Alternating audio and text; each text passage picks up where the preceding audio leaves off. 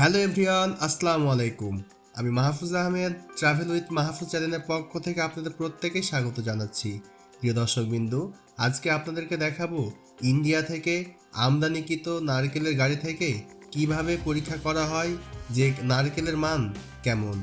আশা করছি আজকের ভিডিওটিও আপনার কাছে খুব ভালো লাগবে।